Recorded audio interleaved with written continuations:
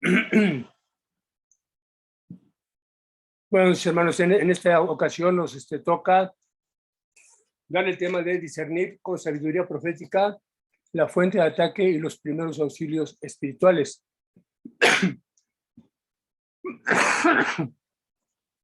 Proverbios 18:10 dice: Torre fuerte es el nombre de Jehová, a él correrá el justo y será levantado.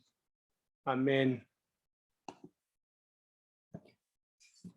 Discernir con sabiduría profética las fuentes del ataque y los primeros auxilios espirituales.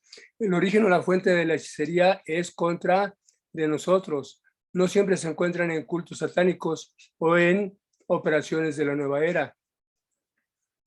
Puede provenir de cristianos engañados, quienes de hecho se encuentran orando en contra de nosotros, en lugar de por nosotros.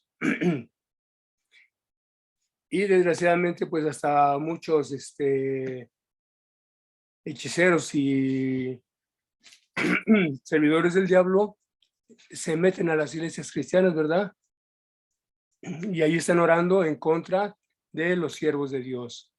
Tenemos una oración, la vamos a decir, ustedes la dirán allá sin activar su micrófono, sino la dicen allí en silencio.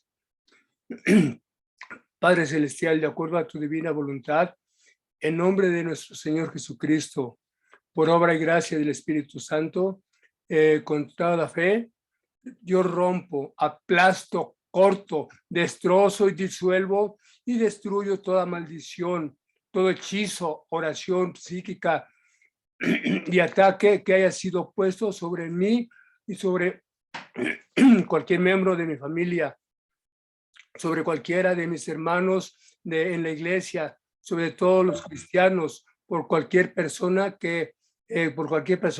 sea que tenga un origen en el ocultismo o que tenga un origen psíquico, o aún por cristianos equivocados que oran y me ven como enemigo. Yo lo pido en el nombre de mi Señor y Rey, Yeshua HaMashiach. Amén, amén, amén, y así sea.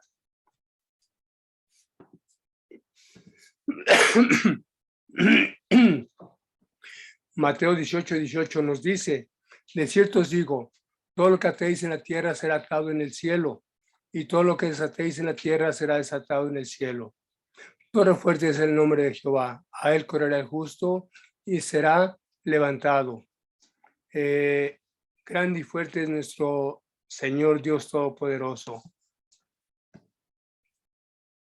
Si la intercesión es motivada por un espíritu de control o manipulación, es hechicería. Y su poder es tan real como la magia blanca.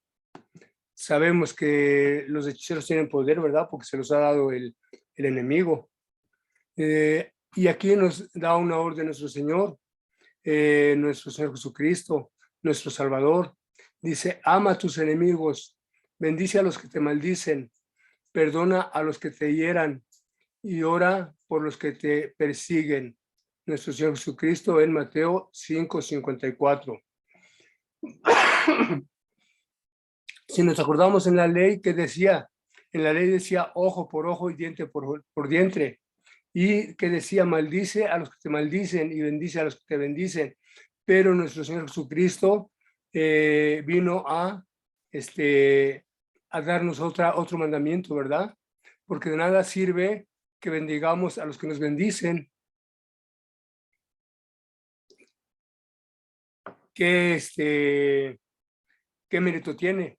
En cambio, debemos de bendecir a nuestros enemigos, bendecirlos y perdonarlos. ¿Por qué? Porque sabemos que todos los que operan en ellos no son ellos, sino es un demonio, un espíritu maligno que está dentro de ellos. Santiago 3:9 nos dice, 9 y 10, con ella bendecimos al Dios y Padre, por ella maldecimos a los hombres que están hechos a la semejanza de Dios. De una misma boca proceden bendición y maldición.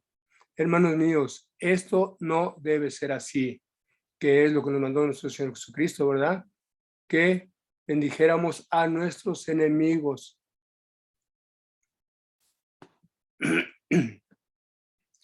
Y aquí nos lo dice, ¿verdad? Amad a vuestros enemigos, haced bien a los que os aborrecen,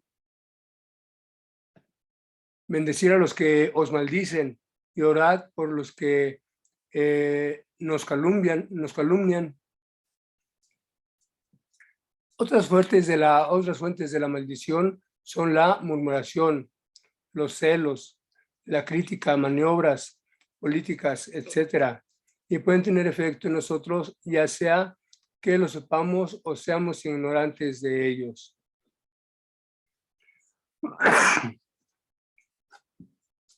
Por ejemplo, si rehusamos ser manipulados por alguien que tiene un espíritu de control, pero nos resistimos o amargamos contra esa misma persona, entonces el enemigo pues puede causar que caigamos, que nos desanimemos y que nos desorientemos y que nos deprimamos.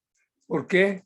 Porque si nos empezamos a resentir contra nuestro hermano, contra la persona que nos está haciendo daño, prácticamente le estamos abriendo una puerta al enemigo, y eso lo sabemos, ¿verdad? Y aquí están una diapositiva que nos dice cómo echar a perder a los niños, ¿verdad? Somos derrotados por el enemigo cuando él hace que respondamos con otro espíritu, que no sea el Espíritu Santo, cuyo fruto es amor, gozo, paz, paciencia. Ya sabemos todos los frutos del Espíritu Santo, que es con lo que debemos de responder. Esos frutos que, como dice la palabra, por sus frutos los conoceréis. No porque estemos teniendo resentimientos, celos o contiendas, ¿verdad? Porque eso ya es de la carne. Pero nosotros nos manda el Espíritu Santo, nos ha dado estos frutos para que seamos conocidos como hijos de Dios. Y aquí hay varias formas de cómo crear a unos delincuentes. Pues ahí dice que pues, que no lo reprendamos cuando hacen algo malo, que no les llamamos la atención cuando dicen malas palabras, que les demos todo lo que ellos piden, porque así ellos creen que se merecen todo. Y así hay varios pasos que tenemos ahí que echan a perder a un niño y se hace delincuente. Sabemos que es sencillo venir con Jesús y perdonar. Aquel que no puede perdonar a otros destruye el puente por donde debe pasar él mismo. Se deshace el puente por donde viene nuestro Señor Jesucristo a nosotros, o nosotros nos podemos acercar a él, ¿verdad? Entonces,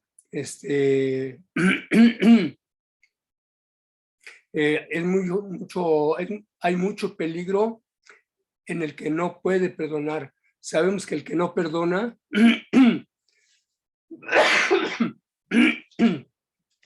prácticamente se hace daño él mismo.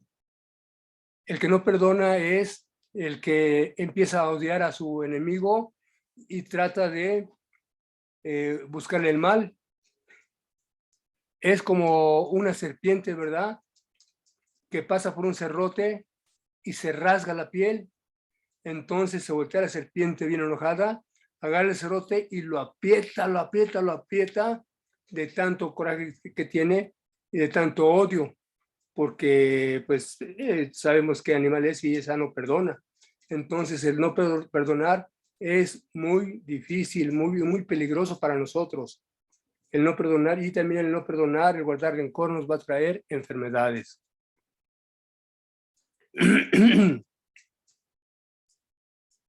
Seríamos derrotados por el enemigo cuando él hace que respondamos con otro espíritu que no sea el del Espíritu Santo. Como lo vimos, cuyo fruto es amor, paz, paciencia, bondad, benignidad, etcétera, etcétera.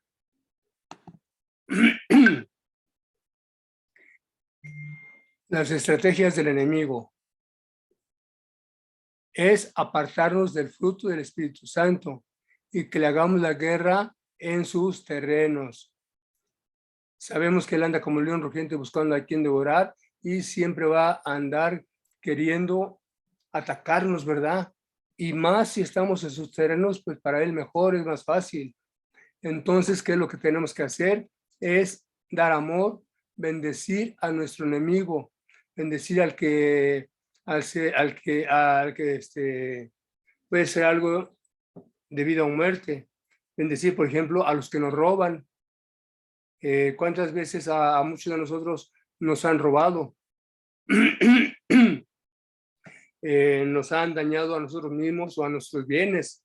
Hay muchos que pasan como locos y nos llegan a pegar en nuestra camioneta.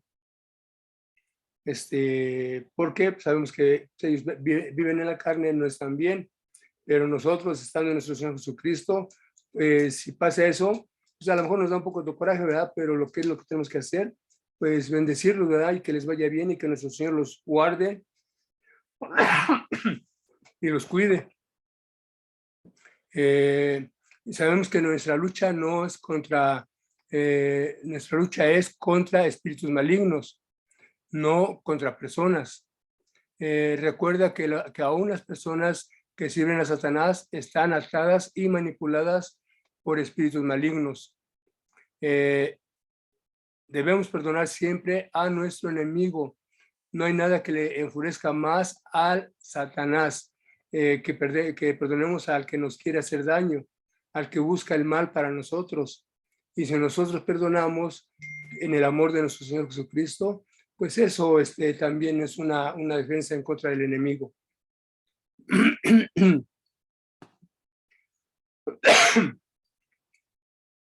Y aquí van a decir a los que os maldicen, aquí lo tenemos en Mateo 5, 43, 45. Oísteis que fue dicho, amarás a tu prójimo y aborrecerás a tu enemigo. Pero yo os digo, amad a vuestros enemigos, bendecid a los que os maldicen, haced bien a los que os aborrecen y orad por los que os ultrajan y los persiguen, para que seáis hijos de vuestro Padre que está en el cielo, porque Él hace que su sol salga sobre malos y buenos y envía lluvia sobre justos e injustos.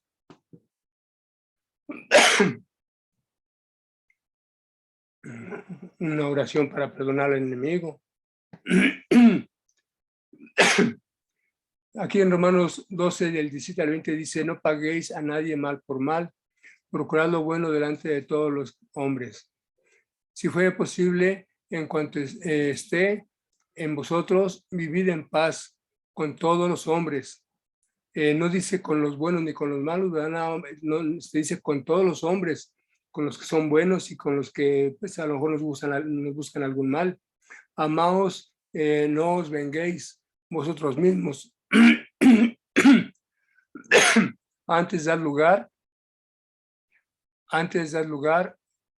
a la ira, porque escrito está, mía es la venganza, yo pagaré, dice el Señor.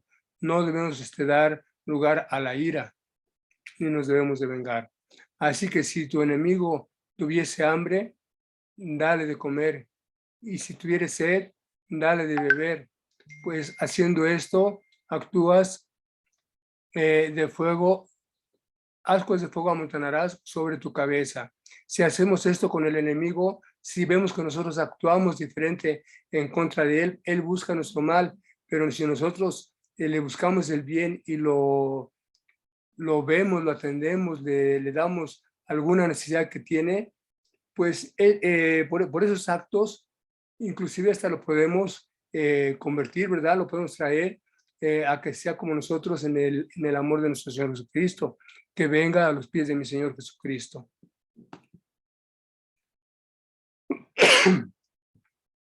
Esa es la razón por la cual la estrategia básica que debemos usar para ser libres del poder de la hechicería es bendecir a los que nos maldicen. Y por eso mismo podemos ser libres del poder de la hechicería.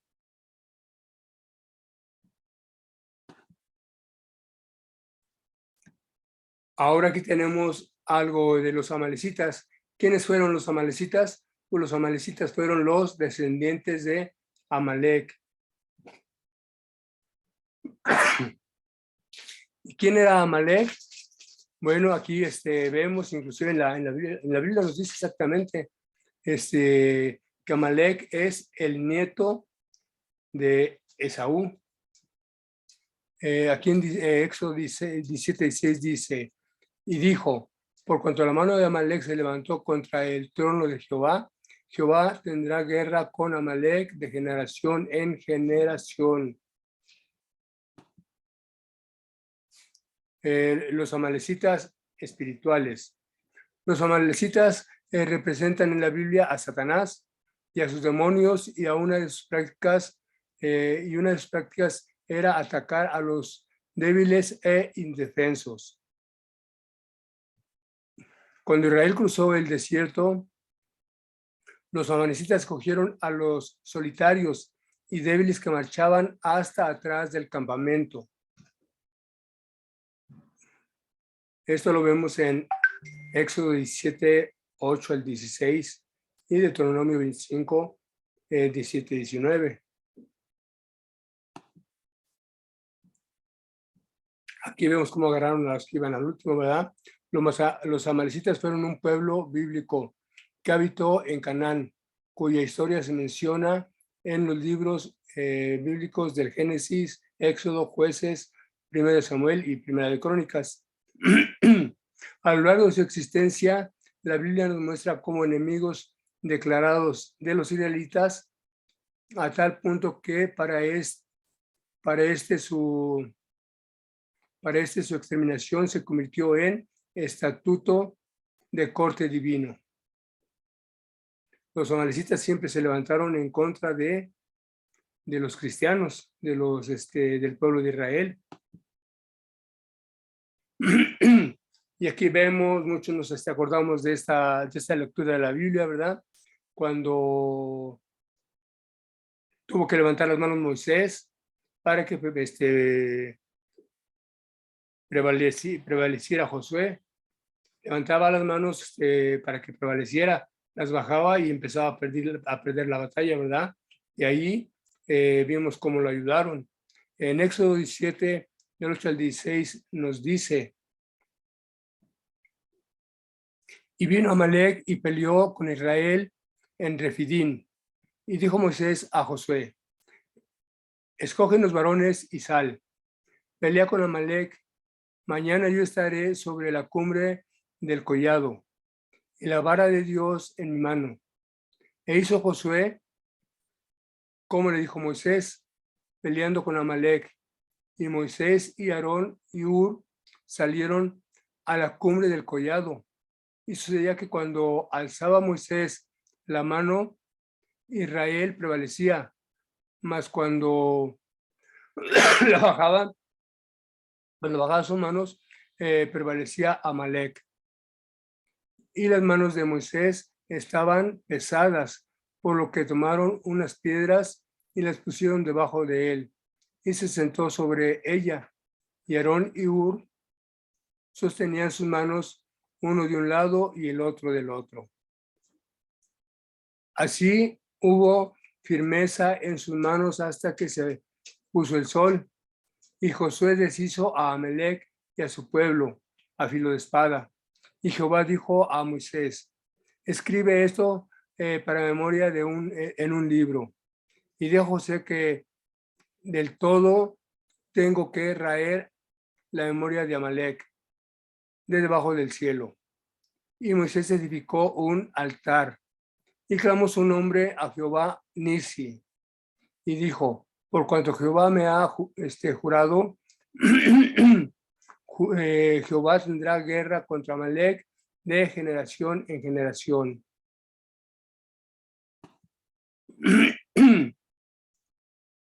Pero ¿qué pasa después? Aquí vemos que Amalek derrota a los israelitas. ¿Por qué los derrota? Porque los israelitas se volvieron a hacer lo que a Jehová, a nuestro Padre Eterno, no le gustaba, ¿verdad? Hicieron las cosas desagradables a nuestro Señor. Aquí dice, Amalek derrotó a los israelitas debido a la falta de obediencia israelita. Lo tenemos en números 14:39 al 45, Deuteronomio de 1 al 41 al 46, y números 14:41 al 43. Y dijo Moisés, ¿por qué quebrantáis el mandamiento de Jehová? Esto tampoco os saldrá bien, porque el amalecita y el cananeo están allí delante de vosotros, y caeréis a espada. Los israelitas continuaron rebelándose contra Dios en un vano intento de burlar el mandato de Dios. Son desastrosamente derrotados y empujados a horma, que quiere decir destrucción. El pueblo de Dios debe actuar solo cuando Él lo dispone, no nada más como pues, nosotros piensemos, ¿verdad? Entonces, Moisés le recuerda a Israel la derrota y la estrategia amalecita, atacar la retaguardia.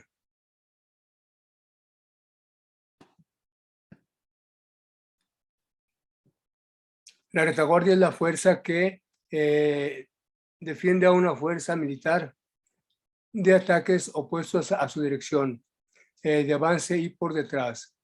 El término también puede usarse para describir las fuerzas que protegen las líneas de detrás de un ejército. De allí hay gente débil, inmadura en su fe y doctrina. El enemigo usaba la táctica de Amalek, atacar por detrás.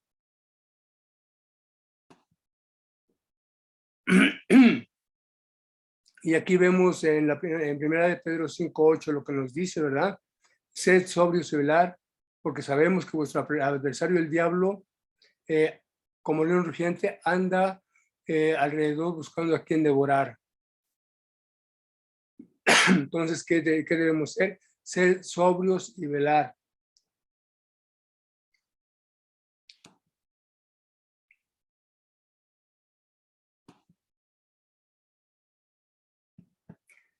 Si el diablo anda como león rugiente,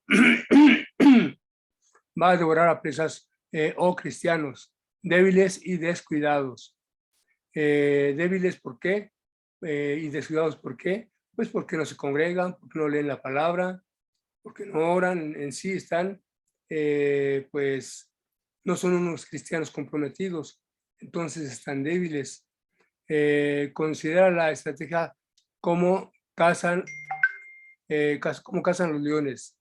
Ellos cazan en un grupo, preferentemente de noche, y buscan rebaños o manadas para cazar a las presas de gacelas, búfalos, antílopes, pues muchos animales que saben que son más débiles que ellos. Y mientras unos leones atacan de frente, otro grupo mayor ataca por la retaguardia a las presas que están rezagadas y débiles. Esas son las que atrapan y devoran. A través de esta estrategia o maquinaciones que dan, podemos observar que nuestro enemigo tiene como principal propósito debilitarnos, para que cada vez que marchemos más y más atrás, donde él nos podrá atacar más fácilmente en la retaguardia. Vamos a estar atrás, vamos a estar debilitados, vamos a estar apartados de los demás. Entonces, pues debemos de tener cuidado de no apartarnos de los demás, seguirnos congregando y no apartarnos de los caminos de nuestro Señor.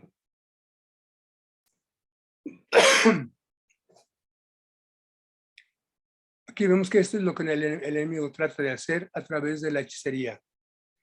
Trata de debilitar a los creyentes para que se queden atrás, donde se convierten en una presa fácil para él. Por esa razón se le advirtió a Israel de la guerra contra Amalek, que la guerra contra Amalek sería perpetua.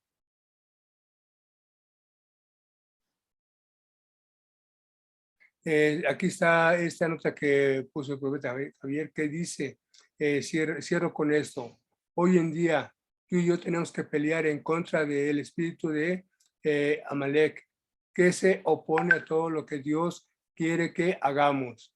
Pero Dios nos dice a todos y cada uno de nosotros en este momento: hijo mío, ve y destruye a Amalek hoy y borra su memoria de sobre la faz de la tierra.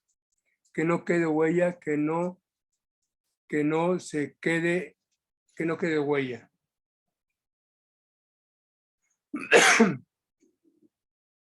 Éxodo 14:16, que nos dice, y le dijo el Eterno a Moisés: escribe para recordación y ponlo en oídos de Josué, como recordación, que borraré la memoria de Amalek de debajo del cielo.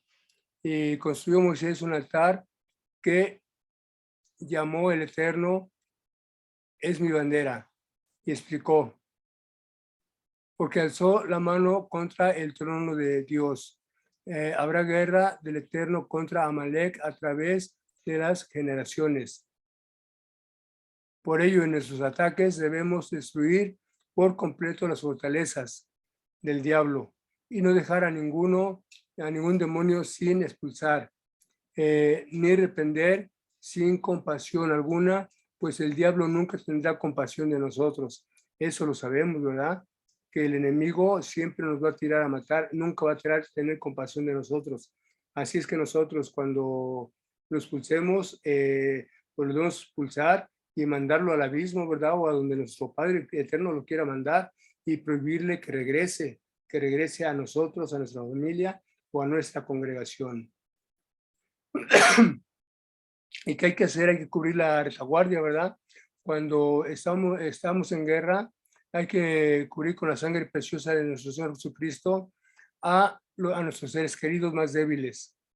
Prevenirles de que estamos guerreando, y no esperen que te ataque solo de frente, pues Él querrá sorprendernos donde menos lo esperemos, donde más tengamos debilidad en nuestra familia, en nuestros hermanos, en nuestras iglesias, ¿verdad? Donde haya debilidad, ahí es donde va a atacar.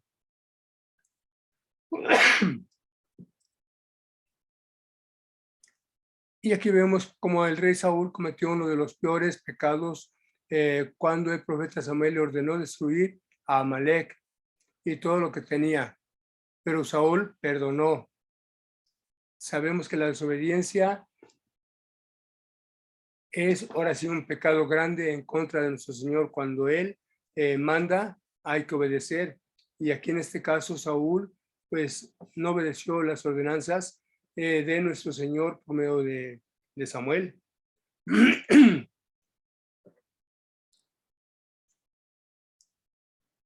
Isaías 15, 1 Samuel 15, del 1 al 3, nos dice: y Samuel dijo a Saúl: Jehová me envió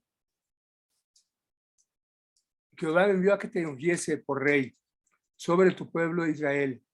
Oye pues la voz de las palabras de Jehová. Así dice Jehová de los ejércitos: me acuerdo de lo que hizo Amalek a Israel, que se lo puso en el camino. Cuando subía de Egipto, le dice: ve pues y hiere a Amalek, y destruirás en él todo lo que tuviere, y no te apiadarás de él. Mata hombres, mujeres, niños y aún los de pecho, bueyes y ovejas, camellos y asnos. Que le mandó que destruyera todo totalmente, que no dejara nada con vida. ¿Y qué hizo Saúl? Pues desobedeció, no hizo caso. En 1 Samuel 15, 7 al 11 nos dice: y Saúl hirió a Amalek desde Ávila hasta llegar a Sur, que está a la frontera de Egipto, y tomó vivo a Agab, rey de Amalek, mas a todo el pueblo mató a filo de espada. Y Saúl y el pueblo perdonaron a Agag y a lo mejor de las ovejas, del ganado, y al ganado mayor, a los gruesos y a los carneros, y todo lo bueno, y no lo quisieron destruir, pero todo lo que era vil, flaco, lo destruyeron. Y vino palabra de Jehová a Samuel diciendo, me pesa el haber puesto por rey a Saúl, porque se ha vuelto de en pos de mí, y no ha cumplido mis palabras. Y se apesadumbró Samuel, y clamó a Jehová toda aquella noche. Sabemos que por eso fue destituido Saúl, ¿verdad? Porque desobedeció. Aparte que desobedeció, aún todavía se va con la divina, ¿verdad? O sea, cada vez hacía más cosas en contra de las ordenanzas de nuestro Padre Eterno. Sabemos que la rebeldía es como el pecado de adivinación y como la iniquidad e idolatría y la obstinación. La rebeldía es un pecado grandísimo que nuestro Padre Eterno aborrece. ¿Y por qué? Porque desde un principio Satanás se rebeló, ¿verdad? Satanás fue el primer rebelde. Por eso nuestro Padre Eterno no le gusta que ninguno sea rebelde, porque Él pues, los expulsa de su presencia. Y Samuel dijo, ¿tiene Jehová tanto contentamiento con los holocaustos y víctimas como en obedecer a las palabras de Jehová?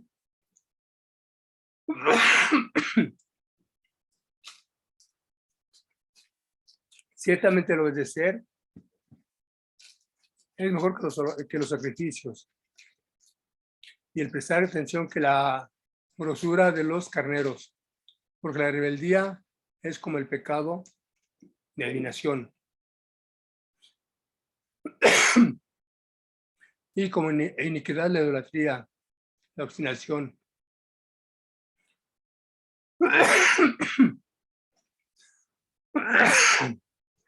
Por cuando rechace la palabra de Jehová, Él te ha desechado para que no seas rey.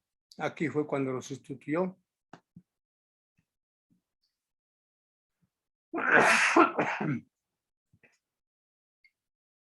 Y dice, cúbrete de retaguardia. El rey puede pecar, pero el profeta de Dios no le está permitido. Y como guerrero toma espada y venganza sobre los enemigos del Señor.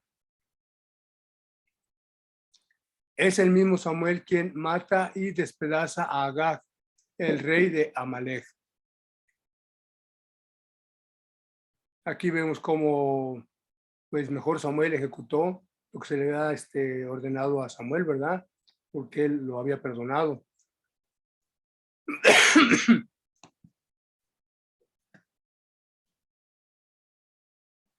Y ya vimos que es el mismo Samuel quien mata y despedaza a Agag, el rey de Amalek. Primera de Samuel 15, 32, 33 dice, después dijo Samuel, tráeme a Agag, rey de Amalek. Y Agag vino a él delicadamente. Y dijo Agag, ciertamente se pasó la amargura de la muerte. Y Samuel dijo, como tu espada dejó las mujeres sin hijos, así tu madre será sin hijo entre las mujeres. Entonces Samuel cortó en pedazos a Agag delante de Jehová en Gilgal.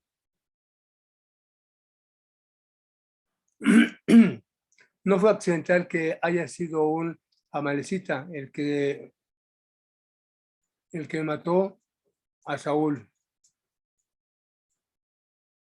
Y el mismo que llevó esta noticia a David. No puede haber ninguna alianza con el enemigo, ni pactos, ni convenios, ni tomar prisioneros. Fíjense nada más aquí, había perdonado a a unos amalecitas y los amalecitas fueron los que mataron a Saúl.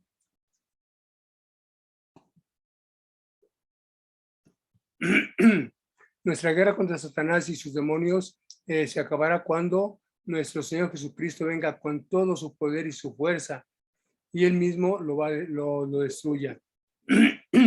Esta estrategia de maldad está siendo utilizada contra la iglesia y muchos líderes que han fracasado en reconocer este ataque han sido derrotados, han perdido su visión, su ministerio, sus familias y muchos aún sus vidas.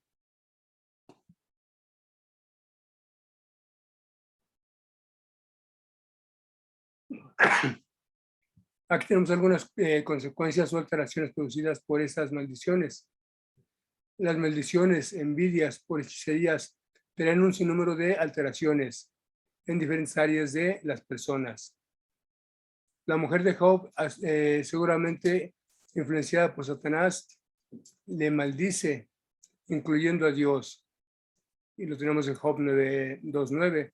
Entonces su esposa le dijo, ¿aún retienes tu integridad? Maldice a Dios y muérete. Aquí vemos cómo a Job le fueron quitados sus bienes, sus animales y hasta sus hijos. Pero pues le hubieran quitado a esa mujer, que sabemos que no era de buen corazón. Las alteraciones pueden ser en el área mental y cognitiva, con perturbaciones en la memoria, en la concentración, en los sueños, en el dormir, etc. En el área física puede traer muchos dolores, enfermedades, las cuales no salen en los exámenes médicos. Muchas veces los médicos no saben qué tiene la persona que está enferma. No se lo explican. En el área sentimental, colocando sentimientos falsos, como amor hacia alguien, que realmente no se desea. Odios, amargura, mal humor, desespero, angustias y mucho más. En el área de la voluntad, coloca deseos de hacer cosas que en lo cotidiano no se haría. O sea, se hacen cosas malas involuntariamente o llevados a un deseo grande por hacer esas cosas. En el área económica y profesional, puede traer escasez y destrucción. Y en el área matrimonial, puede traer separación y mil cosas más que podrían suceder a causa de las maldiciones por hechicería.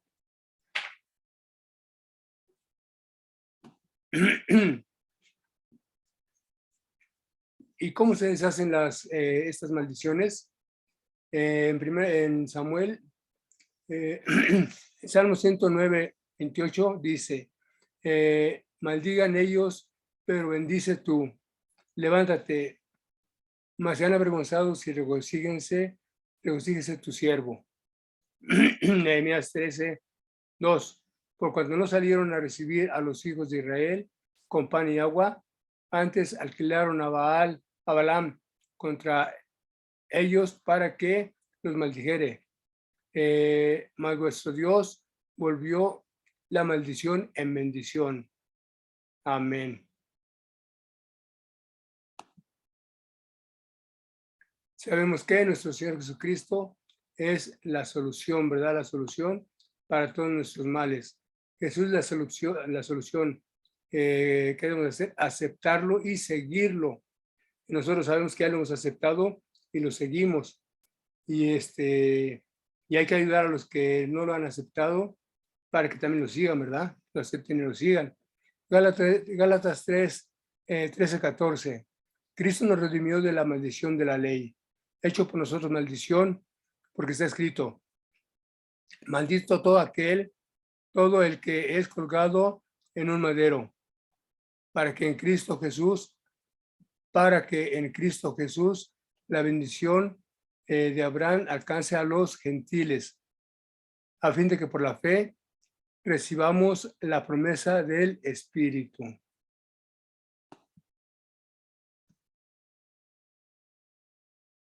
Y aquí nos dice, ¿verdad?, que es necesario que como profetas hagamos una oración ungida y unida al Santo Espíritu, o con nuestras palabras guiadas por nuestro Señor. Para mejor capacitación, vamos a comprender los elementos básicos de una oración que de quebrantamiento, de maldición por hechicería, como ejemplo, para que usted se guíe y pueda practicar la palabra profética para destrucción de maldiciones.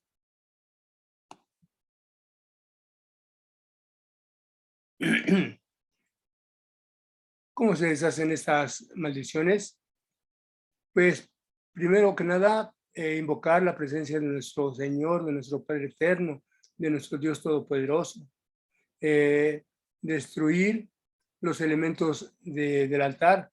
Si tenemos la posibilidad de ver esos altares o que estén cerca de nosotros, pues destruirlos.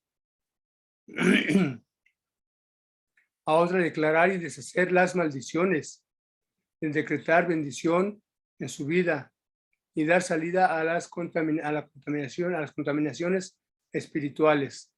Esos son unos pasos que aquí, breves, que aquí nos dicen cómo podemos hacer esas maldiciones de hechicería y de todo enemigo, ¿verdad?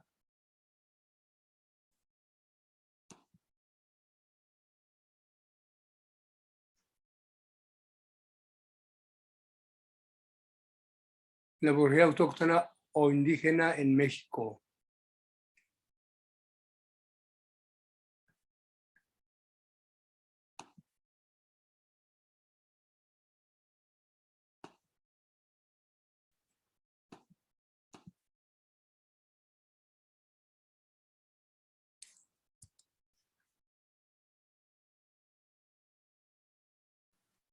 Hermano Pedro, ¿está usted por ahí?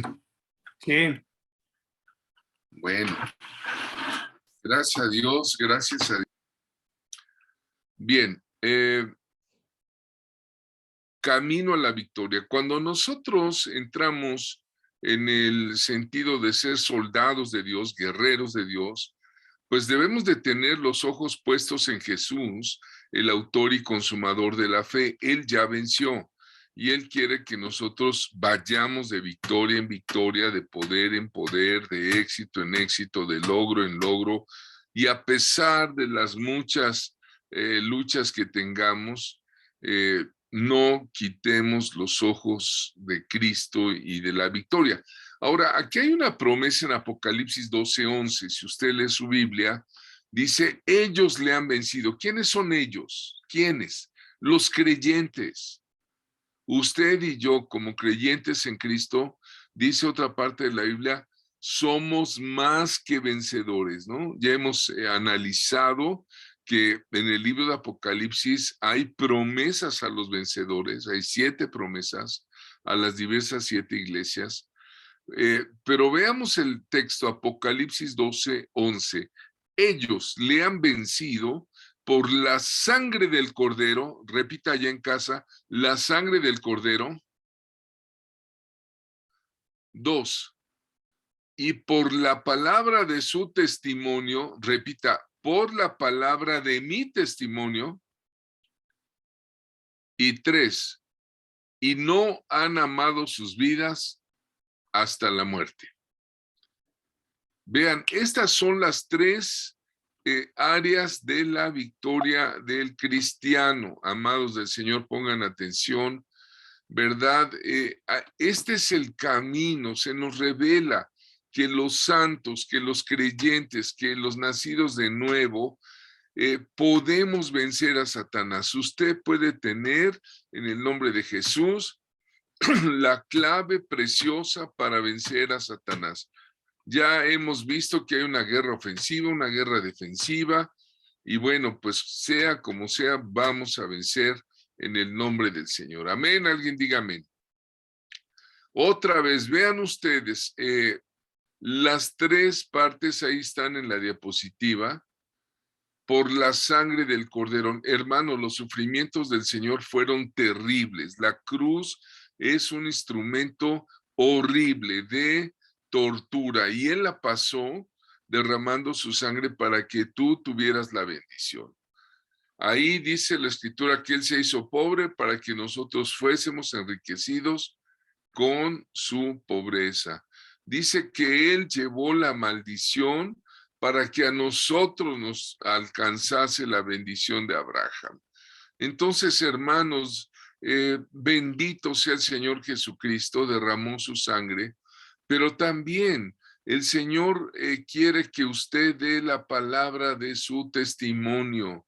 La palabra de su testimonio es el segundo elemento de la victoria.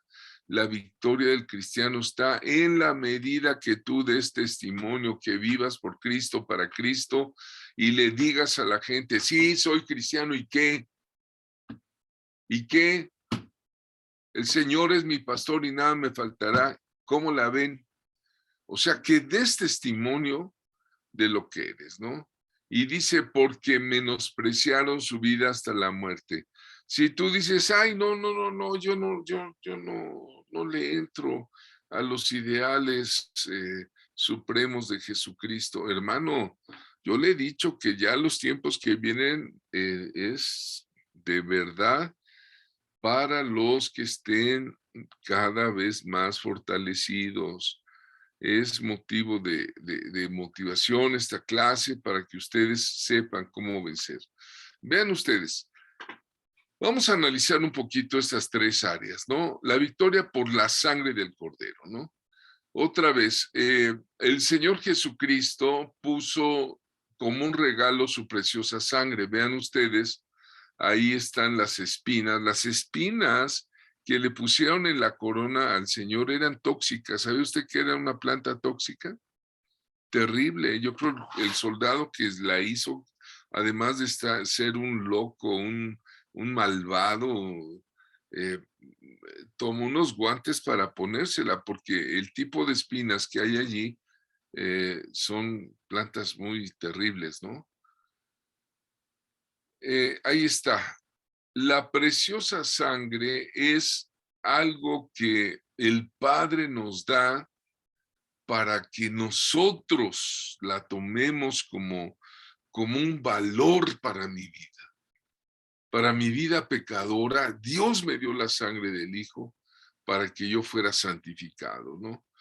Son pocos los cristianos que entienden su valor y su virtud, y en esta noche oro que el Señor te revele el valor y la virtud de la sangre del Cordero. En el nombre de Jesús, abre el entendimiento, la razón y danos sabiduría. Porque muchos cristianos cantan sobre el poder de la sangre. Entonces, hay un himno de la iglesia muy, muy especial que hasta Marcos Witt lo canta, muy, muy bueno. Dice, hay poder, poder, sin igual poder, en la sangre de Jesús. Yo creo que usted lo ha oído.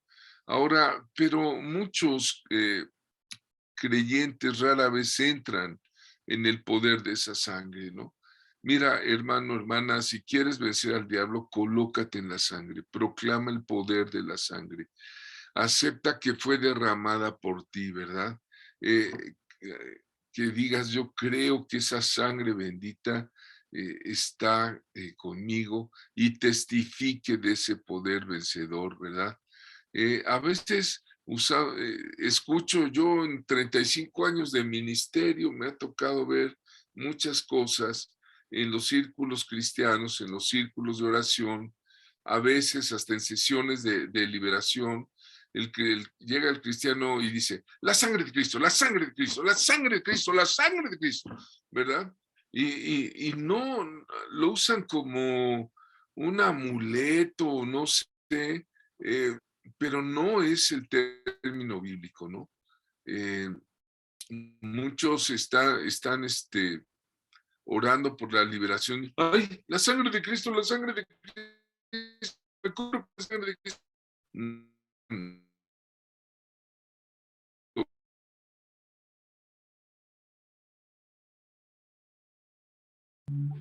Ya no se escucha, profeta.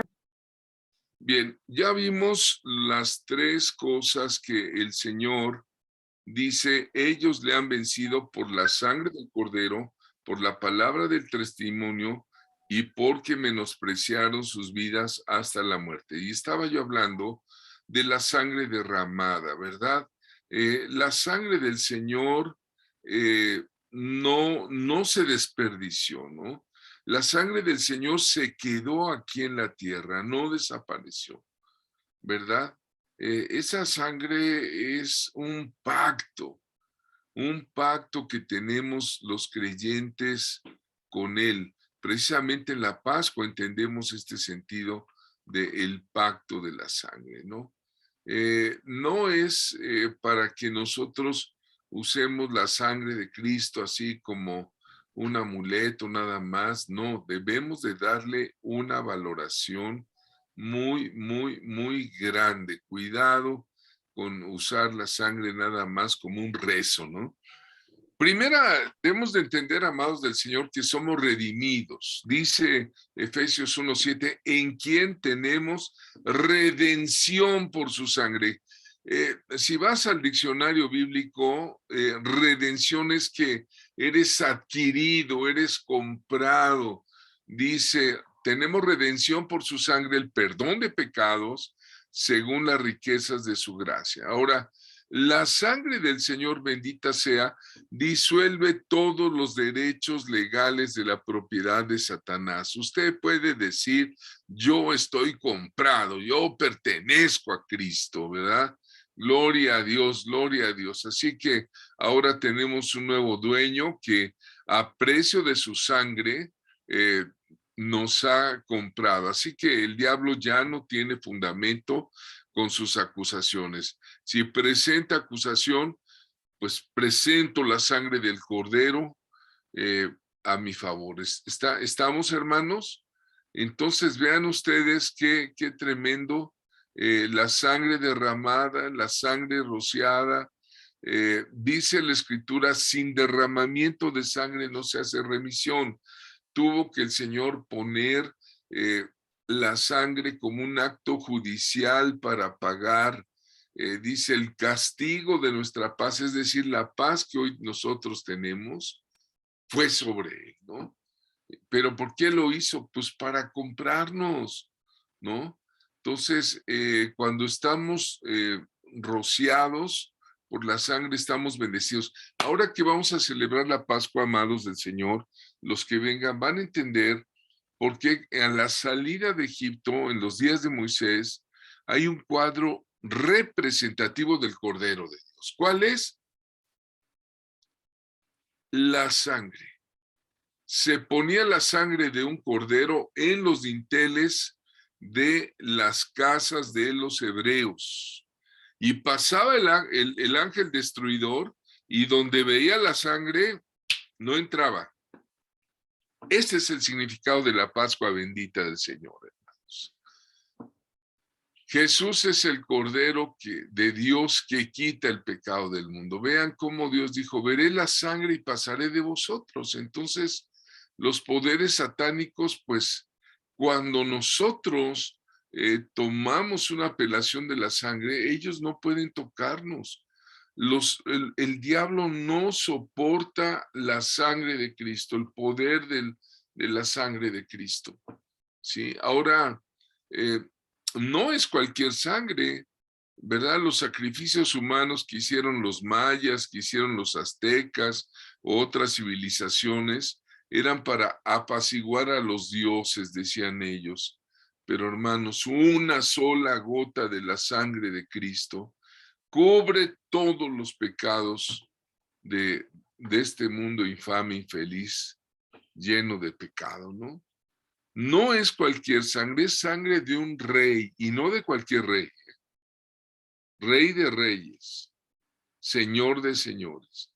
Es la sangre del unigénito Hijo de Dios, el único que ha sido engendrado directamente del seno del Padre. Así que nosotros no estamos en la corte rogando por nuestro caso. No, Jesús puso su sangre y dijo, es mío, es mía. Así que cuando usted entra a la guerra espiritual, ellos le han vencido, somos vencedores, proclámela.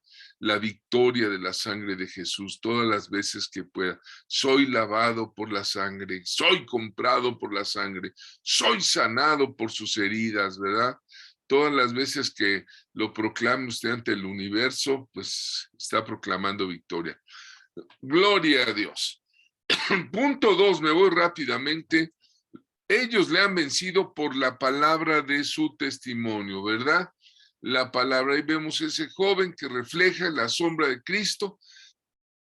La diapositiva, en la medida que un creyente comienza a crecer en la vida, descubre muy pronto que él va a tener bendición con Dios, una buena relación con Dios, cada vez que da testimonio de lo que Dios ha hecho en su vida, ¿verdad? Para que el Dios de nuestro Señor Jesucristo, el Padre de gloria, les dé espíritu de sabiduría y de revelación en el conocimiento de Él, ¿no? Efesios 1:17. Mire, el testimonio, cuando usted dice su testimonio, eso nadie se lo puede quitar. Quizá le rebatan con la Biblia, le sale un testigo de Jehová, le sale un mormón, shalala, le dicen de cosas, le sale el católico, pero hay algo que nadie le puede quitar a usted, hermana, hermano, que me oyes. Si eres guerrero de Dios, nadie te puede quitar un arma poderosa que es lo que Dios ha hecho contigo en tu vida. Amén. Cuando tú le das ese testimonio a la gente, ellos no pueden rebatir porque tú sabes que lo tienes, ¿verdad? Cristo cambió mi vida, ¿no? Le puedes decir, pues yo era un malhechor y Dios me cambió, ¿verdad? Entendí su gracia. El testimonio, hermanos, es la prueba de aquello que Dios, por su misericordia, ha hecho con nosotros. Alguien diga aleluya, ¿no? Entonces, le han vencido por el testimonio. Debíamos pedir, invitar al Señor que examine nuestros corazones y que podamos abrir nuestra boca para dar testimonio de quién es Jesucristo para nosotros, ¿no? ¿Verdad? Miren, hermanos, yo tengo un lema, un sistema, cuando alguien me dice que ore por él, alguien que quiere una sanidad, alguien que quiere una oración. Lo primero que le hago, mira, a ver si lo tomas el consejo, le digo, ¿quién es Jesucristo para ti? Y dependiendo de la respuesta, tú te das cuenta cómo es su estado espiritual. Unos dicen, pues es mi padre. Otros dicen, es mi todo. Otros dicen, pues es el Señor, es el que murió por todos. Pero dependiendo de cómo lo digan, en qué tono de voz, con qué, ¿verdad? Te das cuenta de su testimonio, ¿verdad? Vean ustedes, el testimonio es muy, muy importante. Dice la carta de Juan 1:7, si decimos que no tenemos pecado, nos engañamos a nosotros mismos, ¿verdad? Pero si confesamos nuestros pecados, Él es fiel para perdonarnos, ¿verdad? Entonces, amados, demos testimonio no solo de palabra, también nuestras vidas, decía Pablo, pues ustedes son cartas leídas, ¿no? Entonces, hermanos, ya a este tiempo que entraste al curso de guerra espiritual, puedes hablar de tu caminar cristiano, de tu relación con Dios, y nadie te va a poder detener, ¿verdad? ¿Verdad? Dice, la muerte y la vida están en el poder de la lengua, ¿no? ¿Verdad? Entonces, vigile sus palabras, cómo da el testimonio. Es bien sencillo, hermanos, bien sencillo. A ver si en las tareas me mandan su testimonio en 3 minutos o en 2 minutos. ¿Cómo era mi vida antes de Cristo? 2. ¿Cómo es que conocí al Señor Jesucristo como Salvador? 3, ¿qué cambios ha hecho el Señor en mi vida? ¿Sí? Así de sencillo será el testimonio, ¿verdad? Entonces, gloria a Dios, tenga su vida devocional, ¿verdad?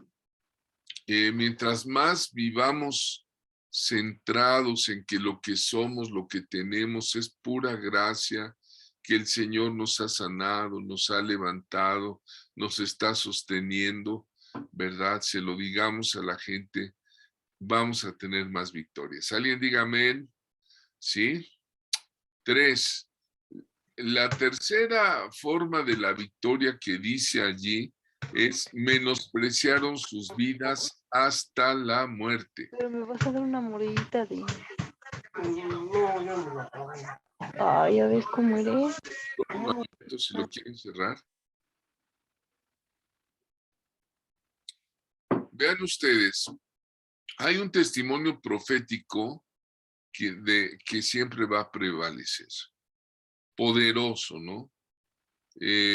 Miren, vienen los tiempos en que Satanás va a activarse fuerte en la tierra, el Señor lo reprenda. Va a estar ya está viniendo con gran ira. En la pandemia murió mucha gente, ¿verdad? Ahorita ya con la guerra, quién sabe cómo vengan las cosas, ¿verdad? Sin embargo, nosotros vamos a ganar. Si nosotros decimos, yo estoy dispuesto a poner mi vida por Jesucristo, y no de labios, sino de verdad, aquí está mi vida, Señor. Si vivimos, para Él vivimos. Si morimos, para Él morimos. Sea que vivamos o que muramos, somos del Señor. Y vean ustedes, aquí tenemos una foto de nuestros hermanos en Chiapas. Hay lugares donde hay una persecución tremenda, hermanos. Hay lugares que, ¿verdad? Ahí vean ustedes, hay musulmanes. Los musulmanes están dispuestos a poner su vida por Mahoma, ¿eh? Eso sí, hasta se inmolan, se revientan, se ponen bombas. Esos son tremendos, pero están convencidos de un ideal equivocado lamentablemente para ellos, ¿no? Se van al infierno, porque Cristo es el camino, la verdad y la vida. Pero muchos cristianos, hermano, no están dispuestos a poner su vida por Jesucristo. No diezman, no ofrendan, sus finanzas no son para el reino de Dios. No evangelizan ni siquiera a sus propios parientes, no les dicen Cristo es el Señor. Hay cristianos que nada más pues van a la iglesia porque es un club social muy bonito, la reflexión, etcétera. Pero ya, para ser testigo, mire, la palabra mártir es testigo. Es lo mismo, mártir y testigo es la misma palabra en griego. Cuando una persona sufre persecución y muerte por defender una causa, está dando testimonio de lo que cree. Por eso dice que menospreciaron sus vidas hasta la muerte, hermanos. Oro en el nombre de Jesús que usted esté dispuesto a ser torturado, si es posible, ejecutado por defender a Cristo. Yo no sé cuántos de mis alumnos que están acá digan, pues yo voy a defender a Cristo a capa y espada. Bueno, como se dice a capa y espada, mejor. Defender las convicciones de Él, porque sé que es la verdad. Hermanos, en los primeros 3 siglos, después de la crucifixión del Señor, sus seguidores estaban dispuestos a todo, menos a claudicar de su creencia. Los llevaban al circo romano y ellos morían adorando, cantando, ¿verdad? Una cosa tremenda. Hermanos, yo creo que podemos vencer a Satanás si nosotros tenemos un corazón dispuesto a entregarse completamente a Jesucristo y dar la vida por Él, ¿verdad?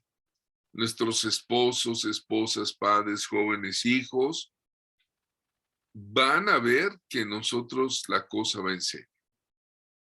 Va en serio, ¿verdad? Y bendigo su vida espiritual, que Dios le dio un desarrollo espiritual, que esta verdad poderosa, ¿verdad?, esté con usted, ¿verdad? Dice Hebreos 12:4, porque aún no habéis resistido hasta la sangre combatiendo contra el pecado, ¿no?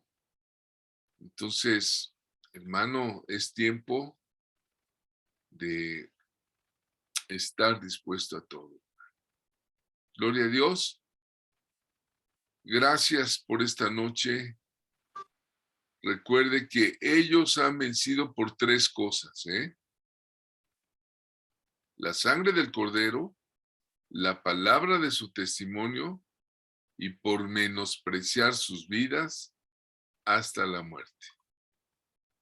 Que el Señor les bendiga y gracias por esta noche, Pedrito. Ya.